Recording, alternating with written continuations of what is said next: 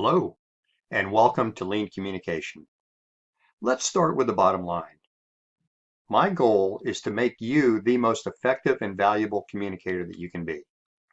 My name is Jack Malcolm, and I have spent years developing and refining a powerful toolkit of techniques and skills called Lean Communication, and I wrote about them in my book called Lean Communication, Talk Less, Say More. Let me spend a few minutes in this introduction to tell you why Lean Communication is the tool that you need to become better at your job.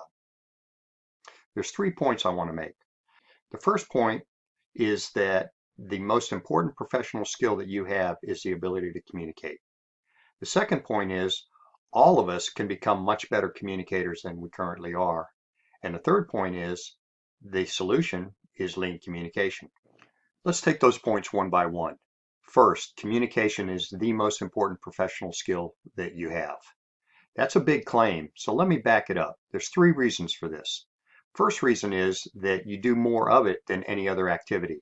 Estimates are that as knowledge workers, we spend 80% of our day communicating in one form or another, speaking, listening, reading, and writing.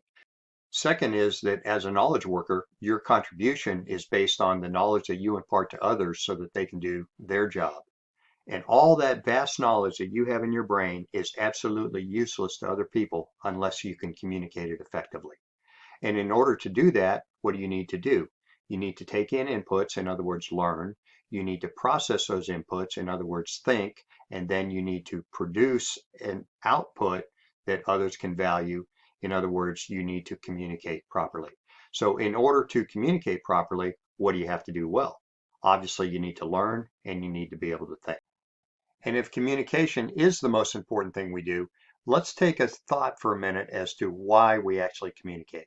Ideally, the reason we communicate is to improve on things in some way. In other words, to create value. We want to improve on status quo. How do we do that, especially in a work environment? We do it by communicating useful information that will influence decisions, that will drive action, and that will create positive outcomes. So what's the problem? You don't need me to tell you that there are problems with communication today. We have more information at our fingertips than any generation in history. It has never been easier to produce communication. We can communicate with millions of people across the globe at the touch of a button.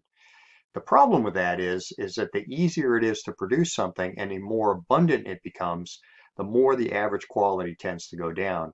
And the more that you have of something, the harder it is to find exactly what you need when you need it. So you don't need me to tell you that there are problems with communication, but let's just kind of take a look at some of the ways that communication can go wrong between the thought in your head and the intention that you wanted to produce as a result of that thought.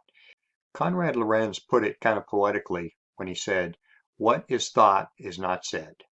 What is said is not heard. What is heard is not understood. What is understood is not believed. What is believed is not yet advocated. What is advocated is not yet acted on. And what is acted on is not yet completed." Every time that I talk about this or that I show this slide in my classes, there's a lot of nods around the room. People get it. They know that there's a lot of problems with communication. And we're going to get into more specific problems so that we can attack those one by one as we go through this course. But let's stop for a second and just consider what all that poor communication is costing us. The first and most obvious is there is a lot of time wasted. There have been studies done in various forms of communication. For example, one study showed the average knowledge worker gets about 124 emails a day, of which 80% of those emails can be totally ignored without any consequences to the sender or the receiver. And I see similar statistics showing how much waste there is all around us in communication. And that takes up a lot of our time unproductively. Even worse sometimes is errors. If there's a miscommunication or a misunderstanding, it can lead to costly errors in business. Some of the work that we're going to consider has been done by the airline industry because errors there can be extremely costly. So they've developed ways to make sure that errors tend to go down and that are not caused by poor communication. Then, of course, there's the personal frustration that you feel or the personal frustration that listeners may feel when they're not getting exactly what they need when they need it. And then all of these also lead into something a little bit more subtle, but no less important, is it can lead to shallow thinking. If you run out of time to get exactly the information you need to make the best decisions, then you're not going to have enough time to really put the deep thought into the decisions that need to be made. So of course, that brings me to my third point. The solution to the problem is lean communication. Just as companies over decades have learned how to use lean thinking to produce more value in the products that they produce with less waste that their customers need to pay for, you're going to do the same thing for your listeners. More specifically, you're going to learn how to think from the listener's perspective so that you can create maximum value as they perceive it. Number two, you're going to get to the point quickly and directly. Number three, you're going to filter out irrelevant information. Number four, you're not only going to ensure that you're clearly understood, but ensure that you cannot be misunderstood. Number five, you're going to know when to speak up, and sometimes more importantly, when not to speak up. Number six, you're going to make your message compelling and memorable.